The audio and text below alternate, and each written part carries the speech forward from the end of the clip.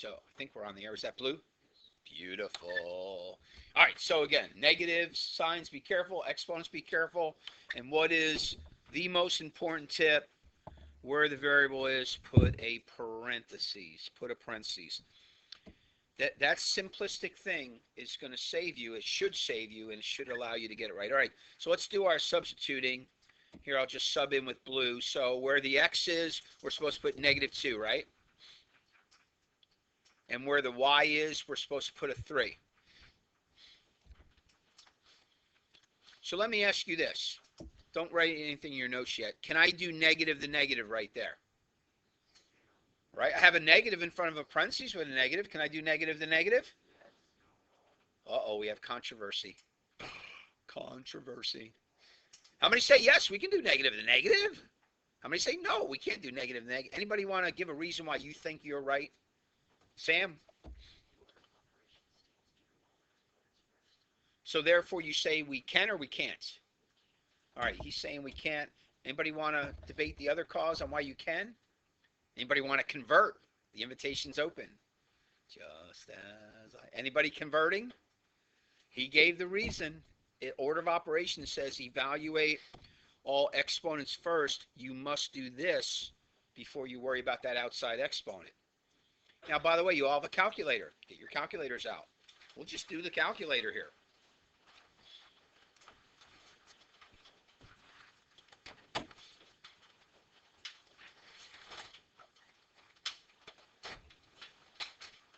Where's my calculator? There it is. Okay, we got 1,000 different buttons here, so we gotta be careful. Now, stay with me, all right? Don't run ahead. Some of you are already ahead. Hit clear. All right. You should all have that first minus. You can just use your subtract button. So hit your minus button, right? What button would you hit next? Parentheses. Do the parentheses. Now, some of you, your calculator, you can do a -4 with the subtract button. But a lot of you, you can't. You got to do 4 and the plus minus button. So it depends on your calculator. All right? So you got to figure out which way your calculator will allow you to do it. So that your screen reads that -4. Close the parentheses, right-hand side. Okay, now, everybody look at the screen. Your exponent button. You don't want the x squared button. That's to square it. Are we squaring it? No, we're going to the 4th power. You have one of two buttons. You either have an x to the y or y to the x or n to the x, something like that, or you have a caret button. Either one of you have one or the other. That allows you to do exponents. So hit that button, then hit the 4. And then right there, I want to total this.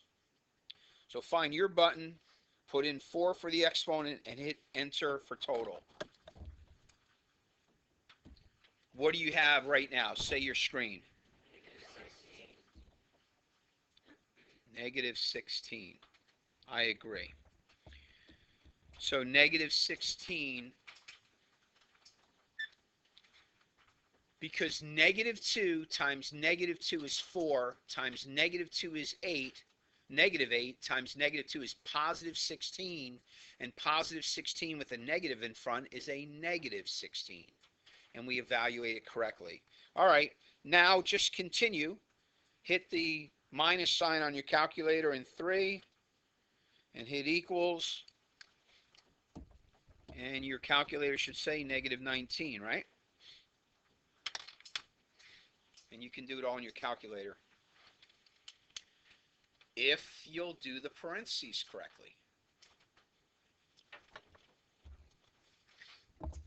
Now, I did bother to total that one because that way you can show a little work.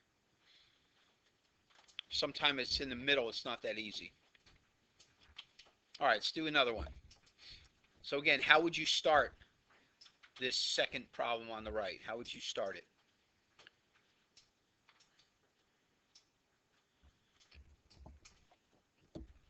I hope you're going to use the parentheses.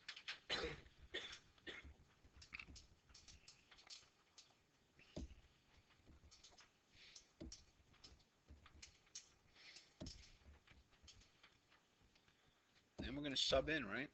So x's are -2, both there and there. Y is a 3 there, and z is a -3.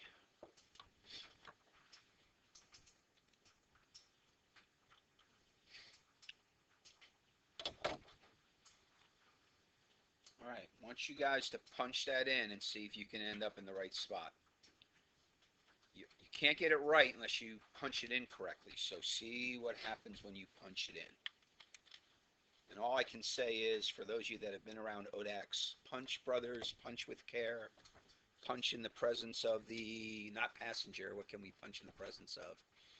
The mathengers, all right.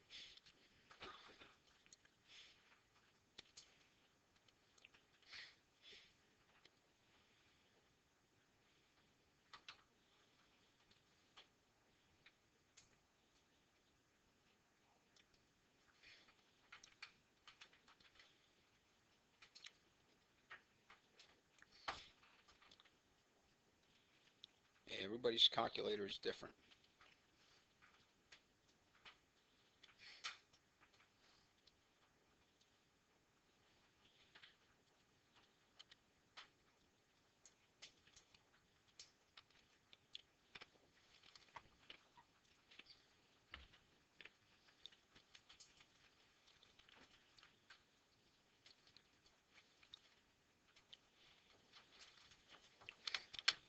And your answer is?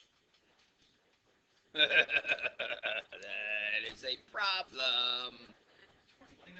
Dun, dun, dun. So maybe you better not rely on your calculator. Let's show the steps. -2 times -2 is 4, and you have that negative still out in front, right? So it's a -4. On this next one, we can do negative and negative. Negative and -2 is a +2. 2 times 3 is 6. -3 times -3 is +9. +9 times -3 is a -27, right? But we end up with negative and negative, and that's a plus. So what do we have? 29 is the answer? And how many got 29? So the rest of you, obviously, you have an issue in punching that in your calculator. So you have to do one of two things. You have to figure out how to correctly punch it in your calculator, or you better do it like this and take it one step at a time. Otherwise, you're going to miss them. Now, again, if you know how to use your calculator, if you'll punch what's exactly here, you should end up with the correct answer. The issue is, usually with your subtraction button versus your plus-minus button, unless you're forgetting a parenthesis somewhere or something. Unless you haven't found your caret button or your x to the y button for cubed. So, but again, you have to get to the point where if you can't punch that in and get it right 19 out of 20 times, then you shouldn't be relying on your calculator there, because you're going to get them wrong too often. That should be really 20 out of 20 using the calculator. So if you can't using your calculator, then try something else. All right, go ahead and try the third example. And I'm going to pause the video. All right, you're probably not done yet, and that's okay for time's sake, because I know we got missionary coming up today. I'm going to go a little bit faster. Go away, stupid thing.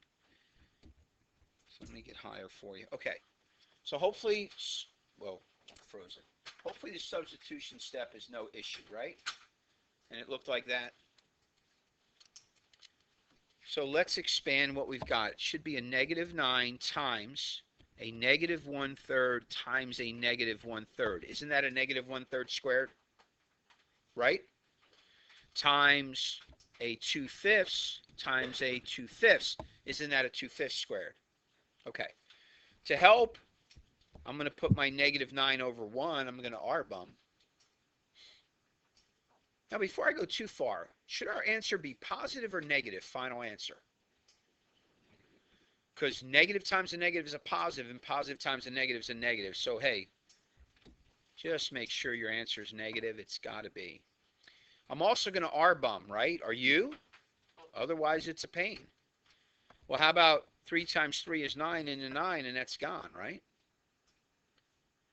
And all we're left with then is 2 times 2 on the top for a negative 4, and 5 times 5 on the bottom for a negative 4/25. How many got that right? Okay.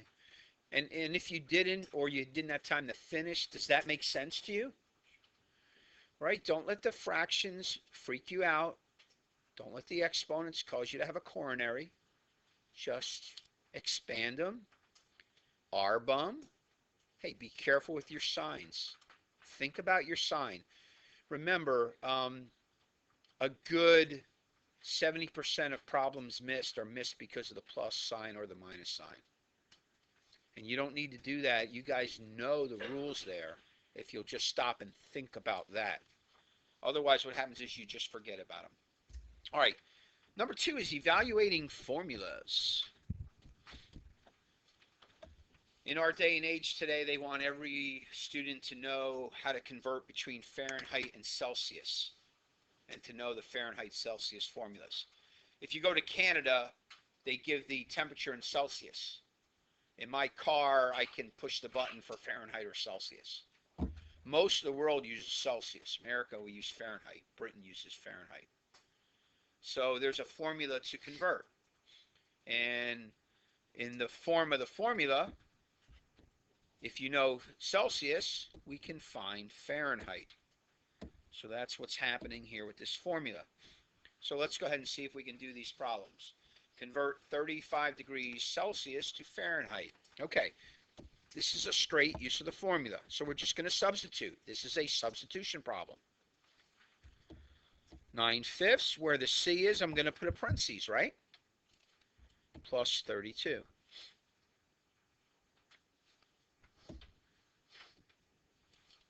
And would you agree we're going to sub in our 35?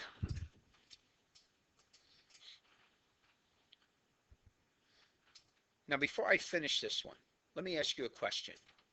Does this sound normal to you? The temperature outside is 37/2 Fahrenheit.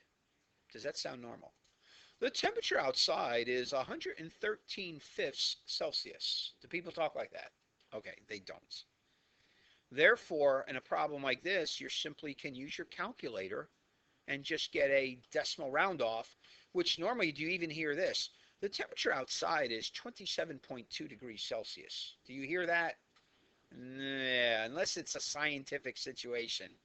They're usually going to round to the degree. And usually with Fahrenheit or Celsius, we're going to round to the degree. Now this one you can R-bum though. Right?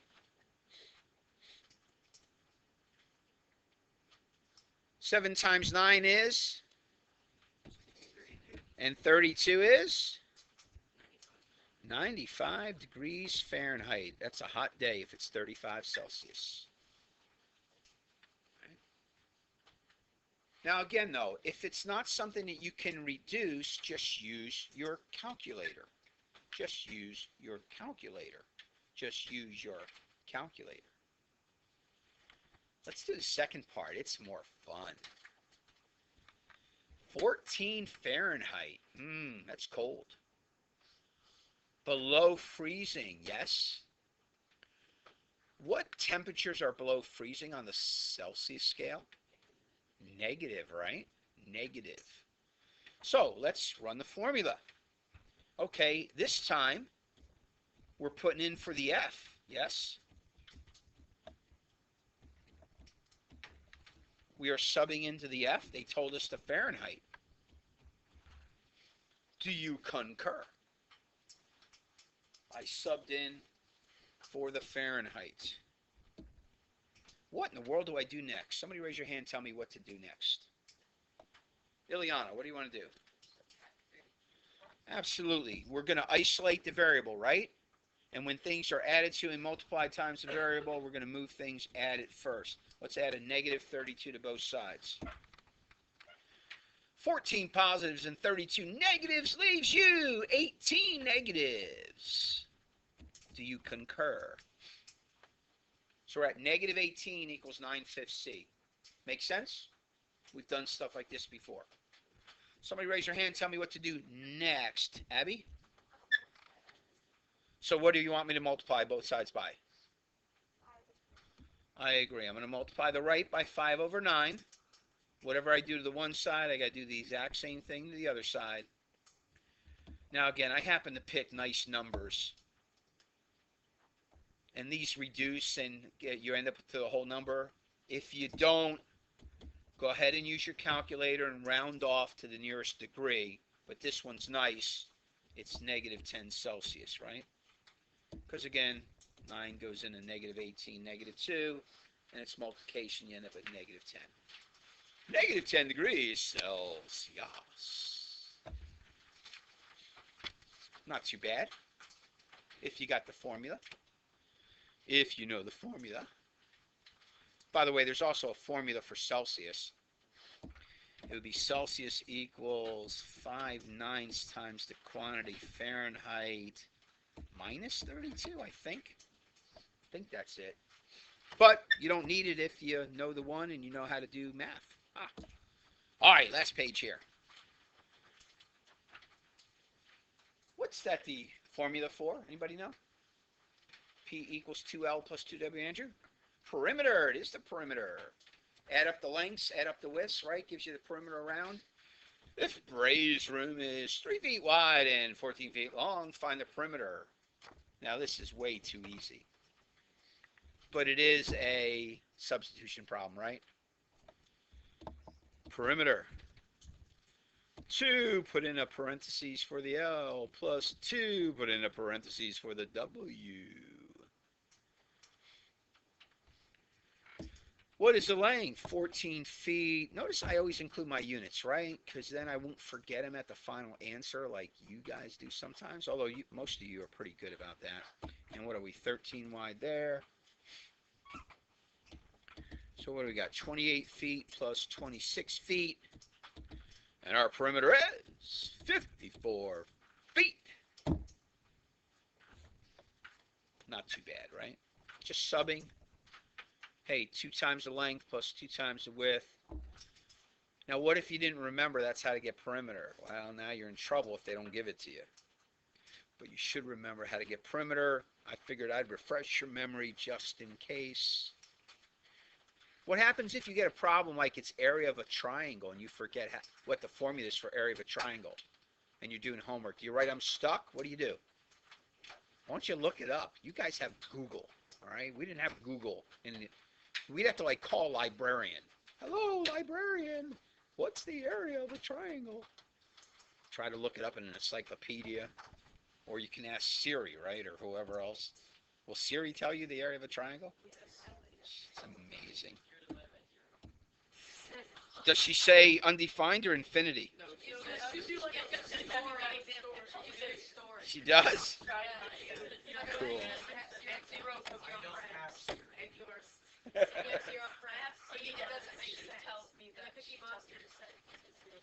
All right, real quick, grab your tests out. Homework, nothing there is real earth-shattering, and hopefully that's not going to take you a long time. I know we got missions conference going on, but hopefully you'll find time. Hey, if I were you, I'd bring your algebra with you to each of your classes today, because who knows what might happen in any given class. They might give you time to work on stuff. All right, real quick, I'm going to give you the answers. If you don't have time to write them, ask a classmate that has a good test. 1 is absolute. 2 is opposite. By the way, for Ethan's sake, class, will you see some of these questions on next test? Yes or no? Definitely or possibly? Definitely. All right. Number 1 is absolute. Number 2 is opposite. 3 is identity. 4 is associative. 5 is order. 6 is base. 7 is negative. 8 is positive. 9 is denominator. 10 is invert. 11 is reduce. Number C is associative because we changed the grouping. Number 2 is identity B because we got back to the original. Number 3 is A inverse because we added opposites. And number 4 is D commutative because we changed the order. C, B, A, D. Your rules are straight there. I gave them to you exactly as they are in your notes. So 1 is x to the a plus b. 2 is x to the a minus b power. 3 is ab plus ac. 4 is x to the a times b power. 5 is 1 because it's x divided by x. 6 is infinity or undefined. 7 is 1 divided by x to the positive a. And 8 is n to the 10th. Some of you didn't finish that one off. N to the 10th. 10th, 10th, 10th. Number 1, negative 33. 2 is 1. 3 is negative 2. 4 is negative 42. 5 is 25. 6 is 1. 7 is 20 thirds, or 6 and 2 thirds. And some of you forgot that we use fractions in here. All right? 20 thirds or 6 and 2 thirds. Number 8 is 6. Number 9 is negative 1/24th. Is that what that is? Number 10 is 6/49. 11, negative 9/14. Number 12 is negative 9. Number 13, negative 30. Number 14, negative 7. Oh, some of you mixed up 15 and 16. How can you get those mixed up? When can you stop putting nothing into something? You never stop. Number 15 is infinity. How can you put anything into nothing? You can't put anything into nothing. It's 0 for number 16. 17 is 6, 18 is negative 7, 19 is negative 11, and 20 is negative 44. 21 is 26.1875 miles, or a good round off from there. Don't forget the units. 26.2 would have gotten you the credit. 22 is commutative. 23 is distributive.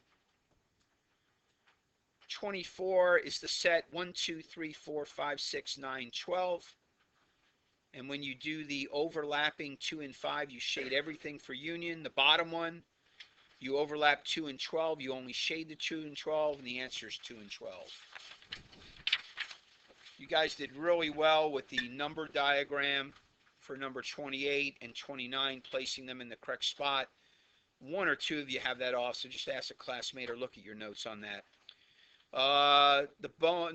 The in-between question, the length was 7, and the coordinate of the midpoint is 3/2. 5 minus a minus 2, or draw the number line and count. All right, it's 7 and 3/2. And R11, what were you finding for the bonus? R11 is negative 37. That's the test. Don't lose them. Don't lose them. Don't lose them. You need them for next test and the final. Don't lose them. Look at 12. Problem number 12. 12 was negative 9, or John.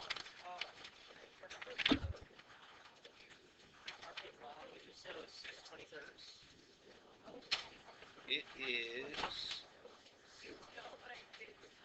6 and 2/3. It's a half off just because of improper fractions.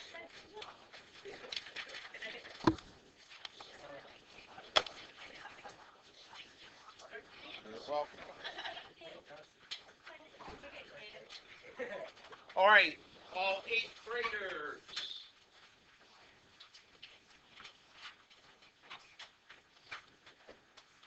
Where's 201?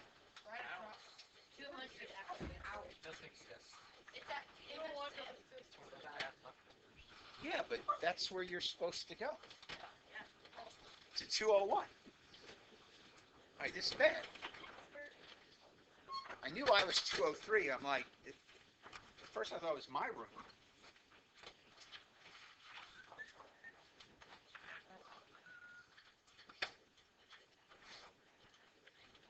Room 201. Okay. That's good.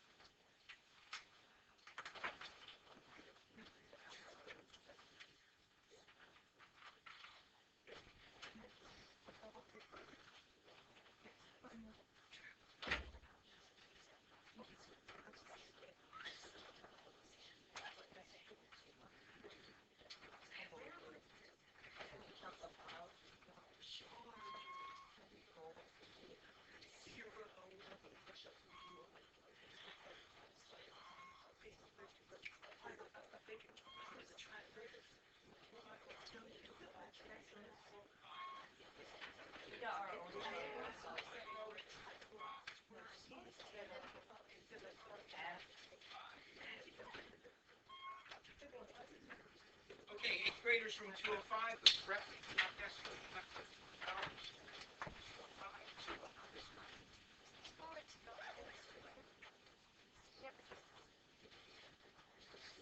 Straight up. That's not y'all. Hopefully you'll fit. Maybe not. You're gonna fit. I'm sure you're gonna fit.